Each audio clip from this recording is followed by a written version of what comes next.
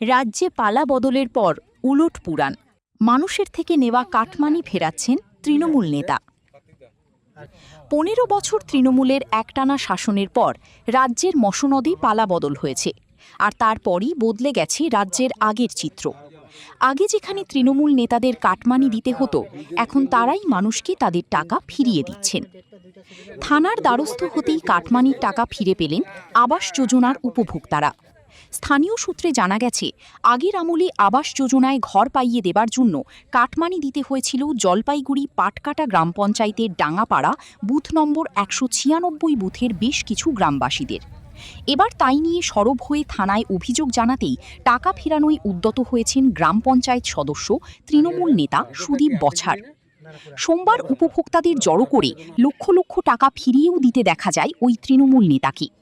এদিন টাকা ফেরত পেয়ে স্বস্তি ও সন্তোষ প্রকাশ করে নিজেদের খুশি ব্যক্ত করছেন অসহায় মানুষগুলো।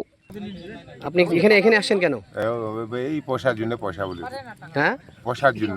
কেন? পয়সা কোথায় দিয়েছিলেন? ওই যে ঘর পাইছিল তো, হ্যাঁ। ঘর পাইছিলাম, হ্যাঁ। তখন ওই টাকা দিছি আর কি। কত টাকা? ১৫,০০০। তো এখন টাকা ফেরত পাবেন? ফেরত দিল আর কি। খুশি হয়েছেন আপনি? খুশি তো থাকবোই। একদিকে অন্য মানুষ কত ভাগ্যে সরকার দিছে, আবার ওইখান থেকে ১৫,০০০ নিল কাটমানি। না যাই করে, আমরা তো ওটা অতটা বুঝি না, যাই চাইছে, না দিলে হয় না, দিলাম।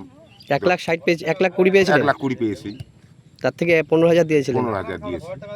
তো অনেকেই টাকা দিয়েছে এরকম না? হ্যাঁ, অনেকে দিয়েছে টাকা। এখন কি করি বলবো, সবাই যে এত লোক আসছে যে, সবাই আশা করা যায় তো সবাই দিছে, তার জন্য তো আসছে না। তো না, এই যে আপনারা কি থানার দ্বারস্থ হয়েছিলেন? হ্যাঁ, দ্বারস্থ হয়েছিলাম। টাকা ফেরত পেলেন, কেমন লাগছে? ভালো লাগছে। সরকার পরিবর্তন না হলে তো টাকাটা পাইতাম না।